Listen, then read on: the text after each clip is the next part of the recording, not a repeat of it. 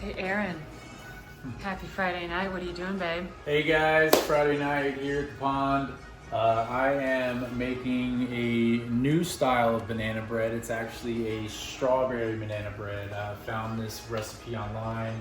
The whole thing started on I wanted to be able to have a smoothie in the form of a bread so I could feel like it was nutritious. Not the most nutritious, but it is a smoothie banana bread. Diced up a bunch of strawberries, about a half a cup per loaf. I'm doing 2 loaves. And chia seed in it, Greek yogurt's in it, so it is somewhat healthy, but there is still flour in it, there is still sugar in it, which you could probably do alternatives on that too. I have a couple, but I'm still trying to fine tune the ratios on those, and I didn't want to mess this up, so I went with the tried and true. But right now I'm folding it in, the dry ingredients in with the wet ingredients.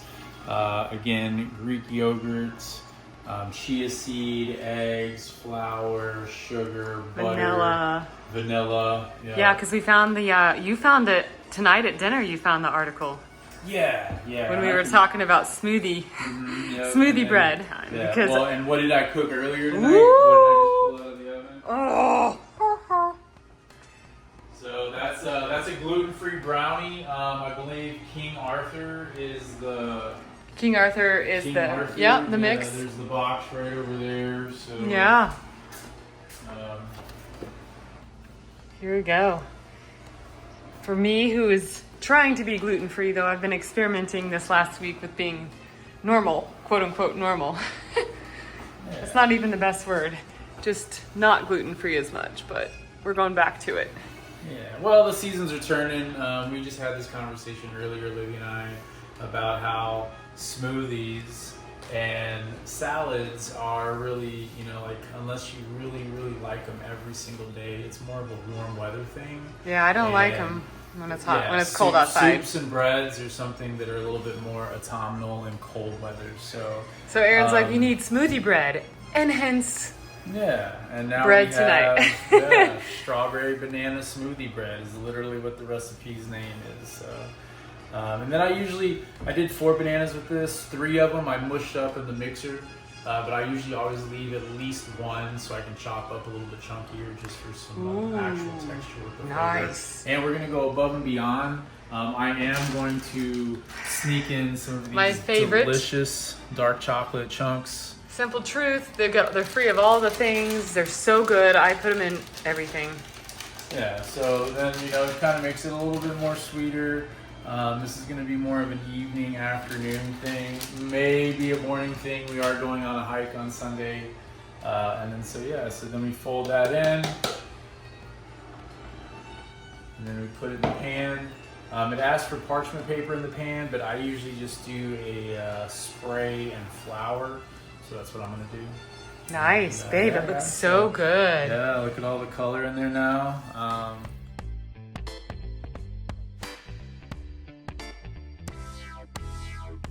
So, this will be a reveal here shortly on what this bread looks like.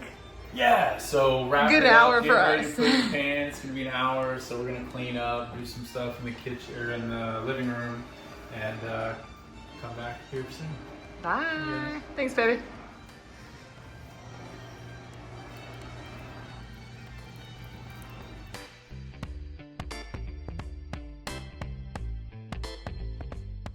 Here we go. The banana bread is fire. Cheers. Oh. The strawberry smoothie banana bread was a success. There is a glaze that you can get for it as well, powdered sugar and Greek yogurt. We went ahead and didn't do that. It's not too bad. Flavor is fantastic. There is real butter in it. Not too sweet, moist. There's 2 cups of flour, 2 cups of the gluten-free 1-to-1 to try and mitigate the amount of flour or lessen, and sugar. So, but we could have done honey and all that, but we just went. It's great. It's great. Bye.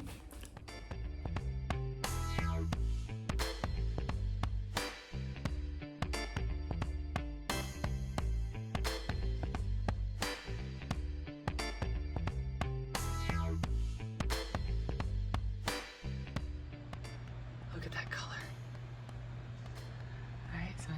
suet and seed. The birds have been going mad for the seed.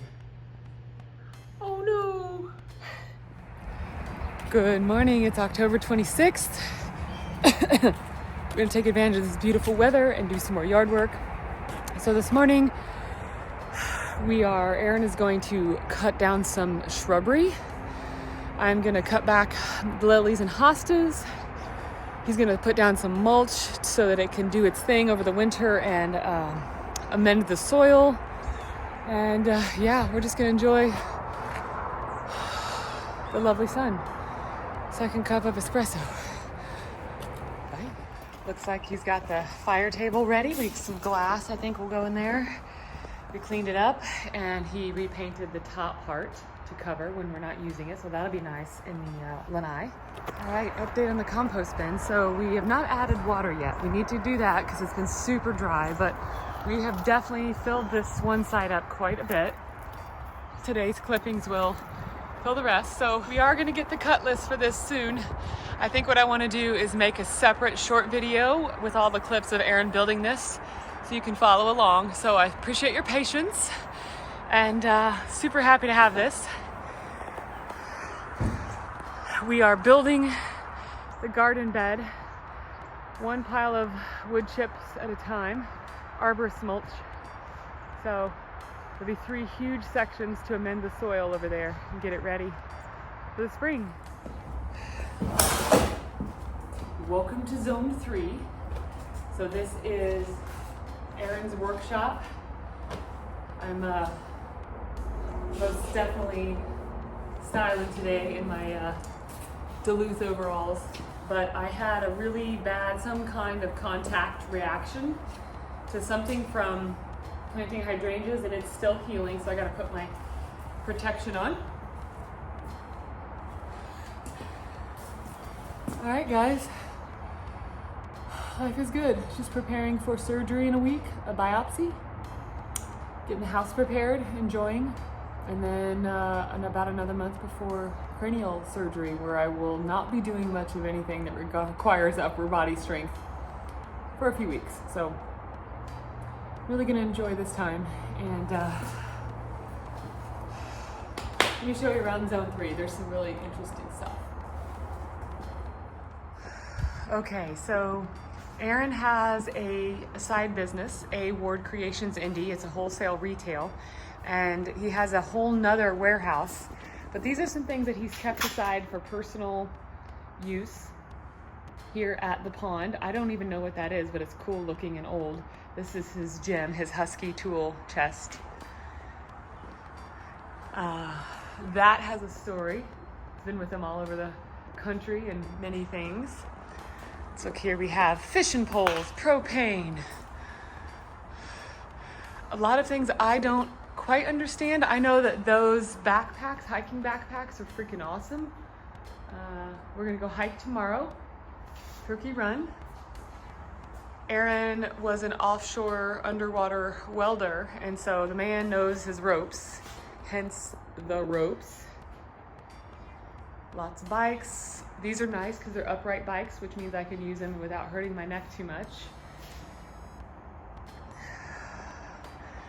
Some other random things, workbenches, and yeah, it's very cool. So excited to see what we get. This is also our tool area for yard tools, so we're gonna be using that today.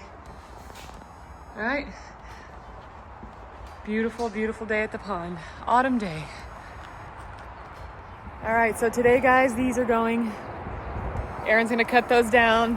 Hey, babe. Hey, yeah, they're gonna go. We've been trying to get rid of them, give them away, sell them, but they're beautiful. They don't align with the balance of the space.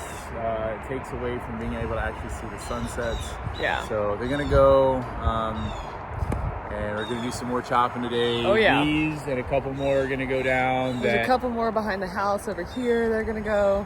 So. But all right. Soil amending has begun. So this entire area will be raised beds in the future. We'll get it started in the spring. Oh my goodness, look how many peppers are on his plants. That's crazy. Yeah, I don't know if you can tell, but watch this, guys.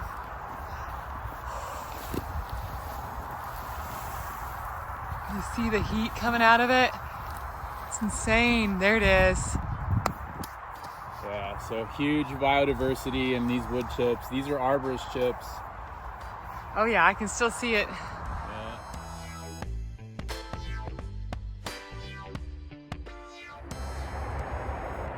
Look at that tree. It's amazing. Well, this was our first couple of loads, Yeah. so it's had more time.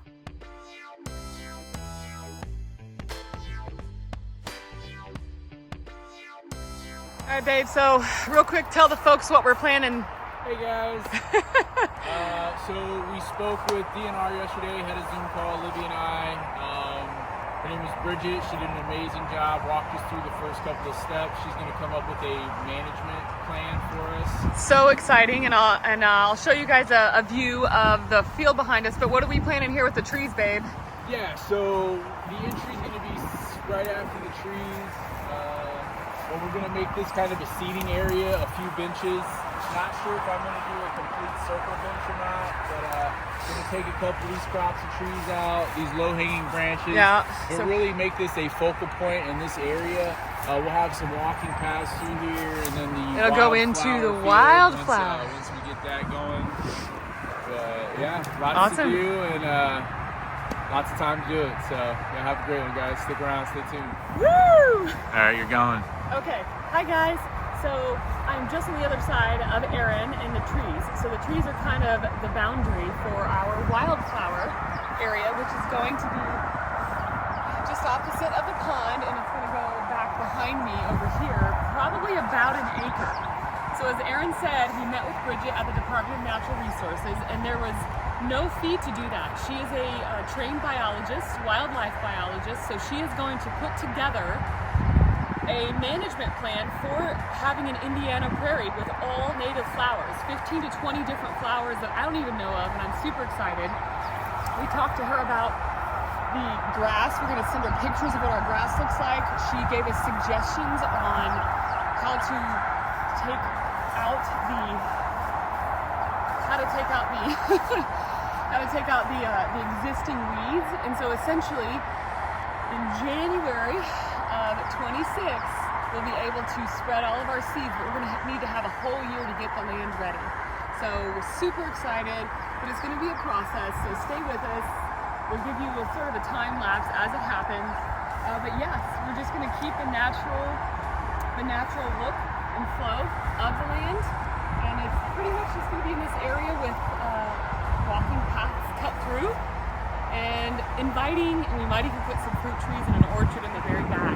So, bye. All right, so we are at the very back of our property. So this is the mound that separates the pond from 465, and it's very wild, and I'm identifying plant species so that we can give it to the DNR. And we have a lot of native things, we have a lot of non-native. Teasel, thistle, dogwood, honeysuckle, false baby's breath. I just found a pear tree, so Aaron's over there in the wild, in the city, and I love it. It's so much fun because we're gonna try and make use of the wild as much as possible and just control it. So here's our back fence line, 465. There's the top, the ridge, the top of the berm. With lots of bunny and other animal trails. Hi, Aaron. We are on a mission to investigating property lines. Property lines. Woo! Here we go. All right, we've made it to the ditch between our property and the other, so you can see it behind me. This is the ditch. Aaron is at the terminal end of the property where the fence is in 465. Batman! Look at that. We could go under, explore. Oh, we're going.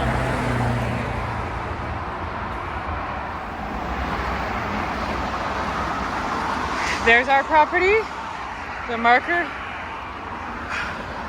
What was that, babe?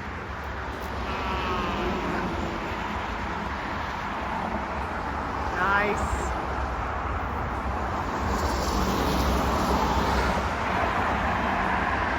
That's cool. Wow.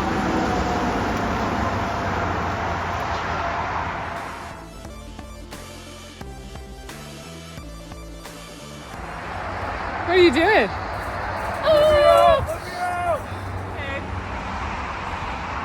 All right, so that's not our land. This is our land. And then, of course, this is the city. So does that mean like half the ditch is ours? I think so. We'll have to find the other marker at the front end. Yeah, ditches!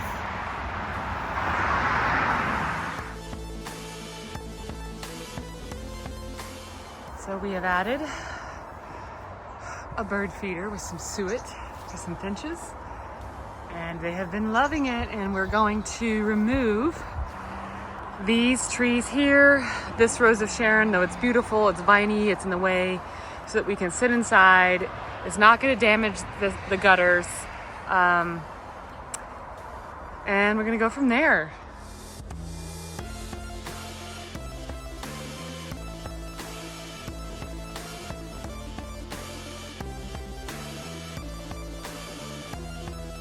Hey babe, what do you got there? That looks like a mean meat hook. Hey, yeah. Well, this is it's technically it's a log puller, so you can knock it into the wood and it'll help you pull it versus trying to do it all Pick it up. awkwardly. Yeah. I've got the chainsaws as well. I'll probably break those out with some larger pieces, but I'll come over here. Really, I'm just gonna knock these two trees down. The roses of Sharon, just to kind of give us a little bit of a new and fresh canvas to work with. Probably get these grapes out of here. I think that's a grapevine of some sort. Yeah. But yeah, just gonna use the Silky Gomboy Curve 240. Beautiful blade. Ooh. Super deep teeth. The curve's amazing. It'll go through these couple of pine trees like butter. Awesome. All right, so I'm gonna go from the back. Libby's gonna record me. I'm gonna take some of the bottom limbs off first, so I have a little bit clearer of a work area. And then essentially I'm just gonna hack it away. It's not gonna take too long. It's gonna push over out this way, and then I've got my trailer and my four-wheeler. I'll pull it to the ATV and get it on there. Yeah, so again, just taking some of these lower branches off to give myself a little bit better visibility and clearance to work. Nice. That tool is doing its job, babe. Yeah. I got this from treestuff.com, so I can put the link in the description if you'd like.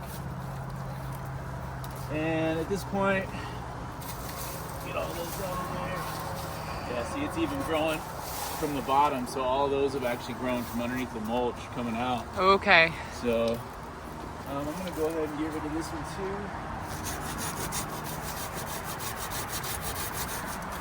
Whee. All right, babe. All right. And then, similar to how you would do it if you had a chainsaw, I am gonna take a little bit of a cut. A notch. Just to help it fall a little bit. There's the notch.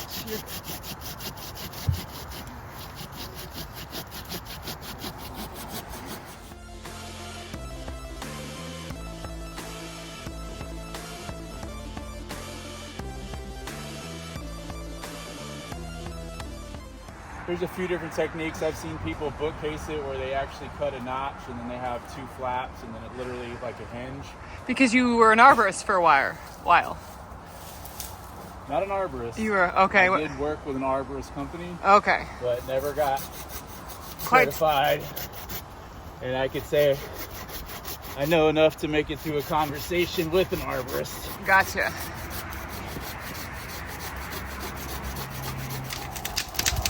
Whee! Timber.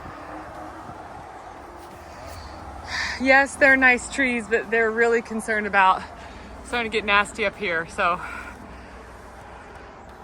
I think what we will do is we'll do the other one with the chainsaw so you have both options.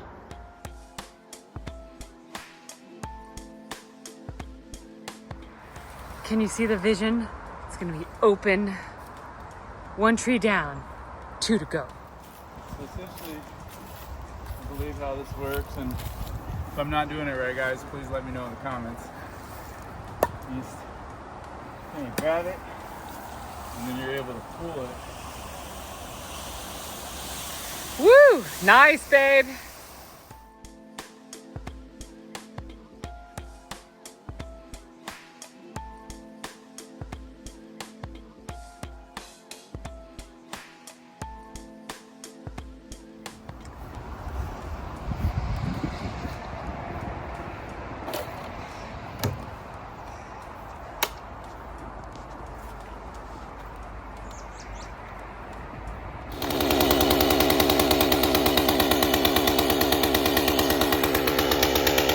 I just let it warm up for a little bit.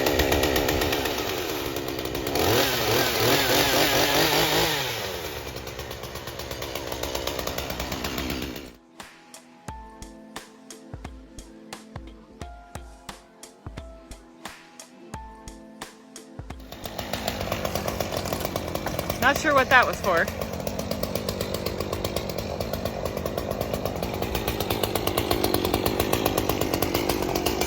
This is actually a few small ones. Gotcha. So if you want to.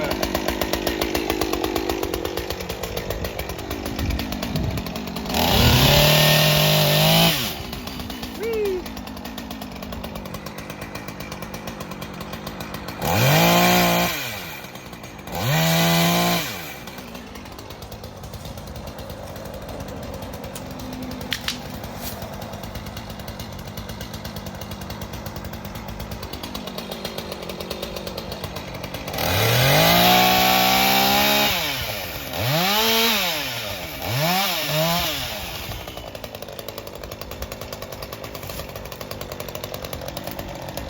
Nice.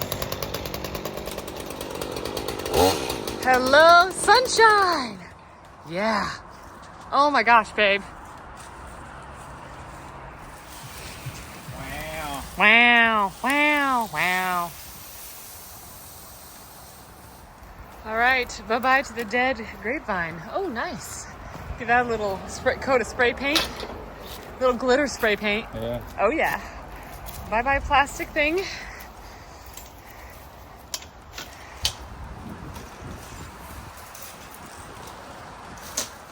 All right, now, wow, look at this. Okay, so it's cleared out. So what we're gonna do, he's gonna cut off the stump, and we're going to turn this thick mulch that had been here, which isn't as thick as we thought, aerate it a little bit, and then we're gonna add arborist mulch to start to amend the soil and suppress some weeds over the winter. Already better here, we're gonna get that removed. So, thanks, babe. Nice. Bye. So cool thing is that mulch is pretty much, it's all uniform, right? Right. It's built, it's made at a factory or whatever, shredded down, dyed, everything's the same, so it mats down. The arborist mulch that we've got, we're gonna put here, it's got the greens and the browns and the biodiversity. Different sizes. Right, so it's gonna be anaerobic and it's actually gonna break down, and this getting turned in with it will also create more mulch for us so we can have good soil for whatever we decide to do. Nice.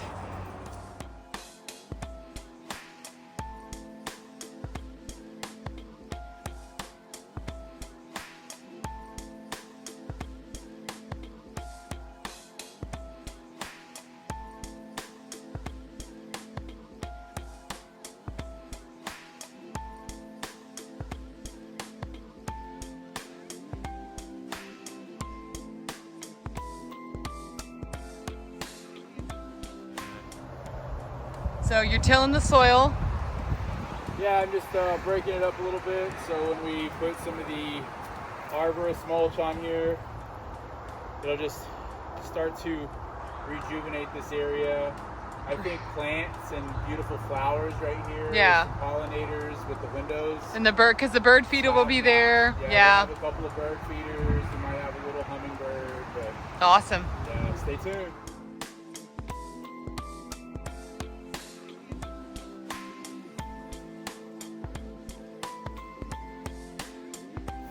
can do it. We can do it.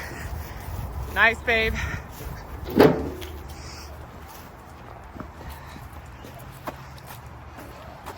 So we'll take those out to the ditch. Nice. Do some brush clearing, cutting all the hostas down, sweeping it up for the mulching compost. I'm gonna cut those lilies back, and it's about all I can do because my fingers are going a little numb in my right arm because that's the one that is affected, and I will be having the cervical spinal fusion surgery on December 2nd. So trying to get in what I can while I can. All right, buddy. We got our tools of the trade.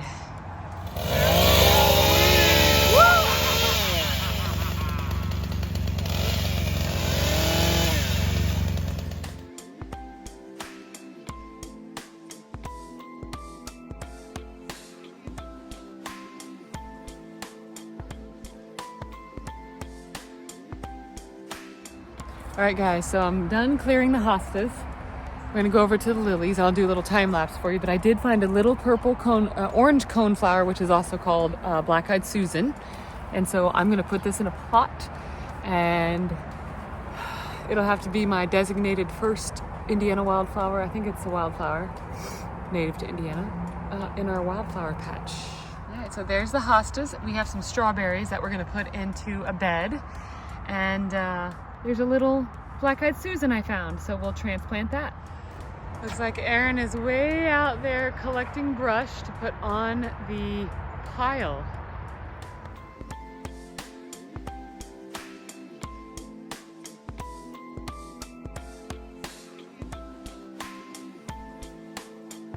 All right, guys, these are Stella d'Or lilies. So these are perennials and they come back every year. And as they're, perennials, after about 3 years, they're well established. You can cut them down. A good time to cut them down is when the seed pods have popped open and they have released their seeds and they've dried up. So then you're pretty good to cut them down to the ground. Now this one still has a couple left in it. You can kind of see them. Actually, yes, there they are. I could collect them and try to plant them. I'm just gonna put them back in the ground. So that's how you know when you are good to cut your grasses and your lilies down. So we've got a few more to go. All right, guys, so this is just a creeping ground cover that has gone red, but take a look at this. It looks huge, but you gotta just sort of loosen it up and it'll kind of turn green almost when you touch it. But what you can do is once you find the center of it, you pull it from the center and you'll pull up a lot of it at one spot. This one it just gets all like a network. And there we go. It's not as much as it looks, but it does require some patience, which is good practice for me. Oh yeah, gotta get it at the base. Ta-da!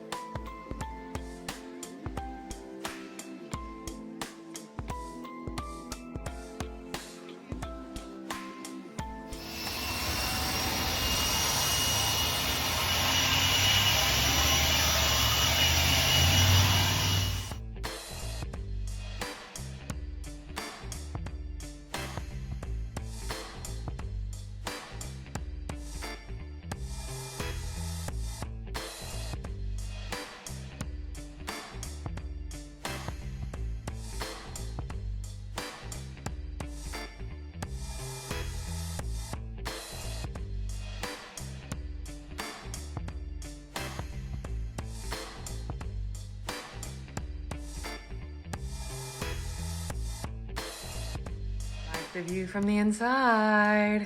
Yay!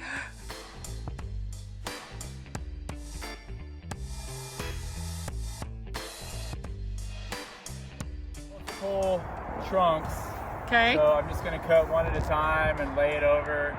Then I'll pull the four-wheeler up a little bit, lay that over, take it to the pile, let it dry out, and then it'll be in one of our bonfires in the future. So Awesome.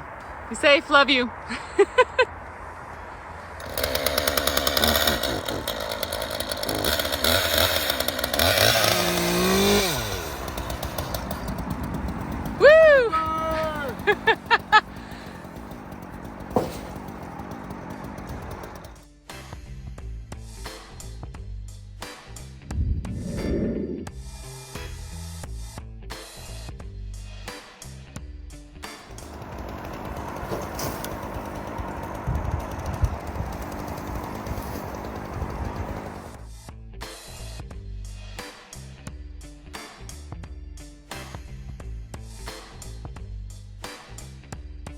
Nice, babe.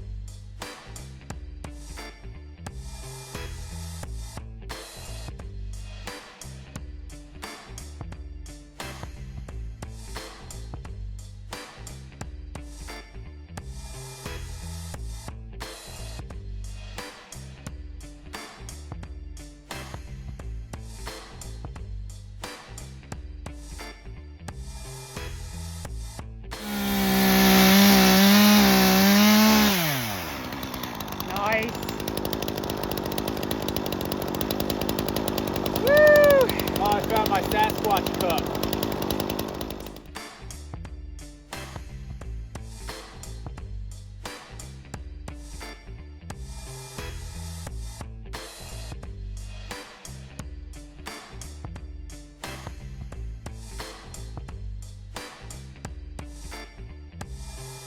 Woo! Let's go, baby. Moving some rocks. I love you.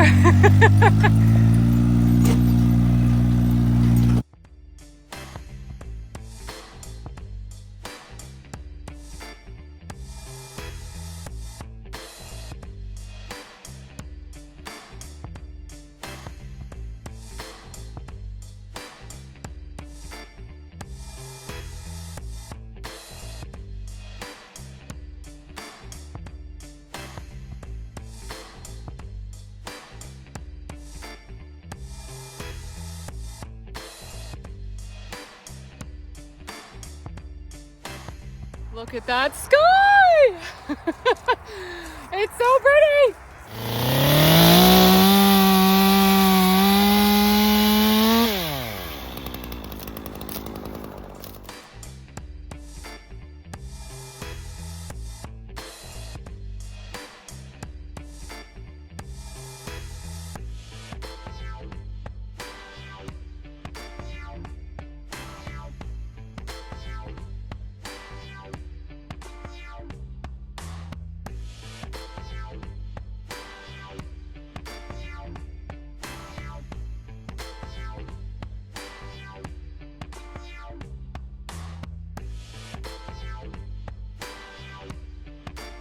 All right, we have arbor mulch. Look at this.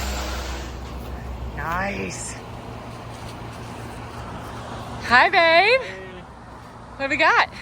So we're doing the arborist mulch. Last load for tonight. It's been a long day. We've been out here almost the entire day, so I'm gonna check that out. You can also see how I do the transfer.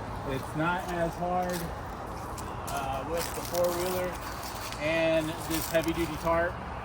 This is a arborist or landscaping tarp. Super big. You've got huge webbing slings, so you can actually pick it up with a crane if you wanted to. I will show you how I do it. Obviously, I don't have a crane. And I can't help you, but you're doing good. Oh yeah, you're fine. Woo! Nice. So essentially, just pull it in. Right about where I want it. And then we do the burrito method, which essentially pull the back ones up and over.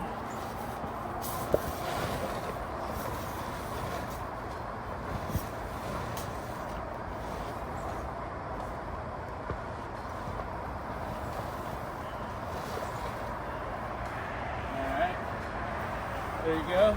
Babe! Nice. A lot easier. On your back. Work smarter, not harder. Yeah, doing a wheelbarrow or anything like that. And then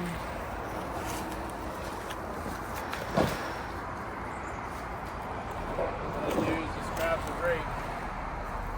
And I want a good thickness on this. because this is going to break down, and the thicker you have it, the more heat it'll produce.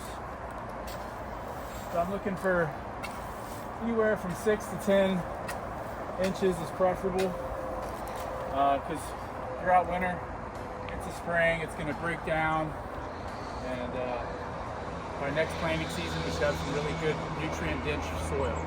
Awesome. Good job, babe. Thank you.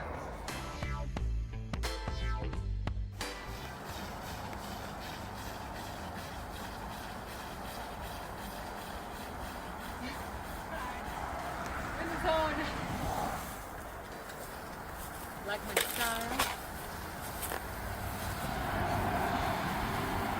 Did we figure out what kind of plants these were? I have not used the identifier yet. I need to do that. Okay. They're really pretty. I just love the green. Yeah, they remind me of Fry Guys from McDonald's. This one looks really good. Yeah, we're watering our hydrangeas that we planted a few weeks ago. Some of these, this one was already here, that one was already here. We planted that one. That one was already here, planted that one. Here, planted.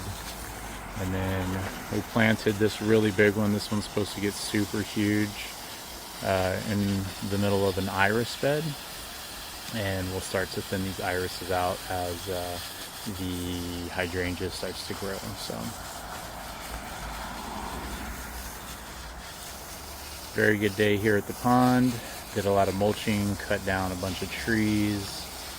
Our bird viewing area has gained a tremendous amount of space. Super happy about that.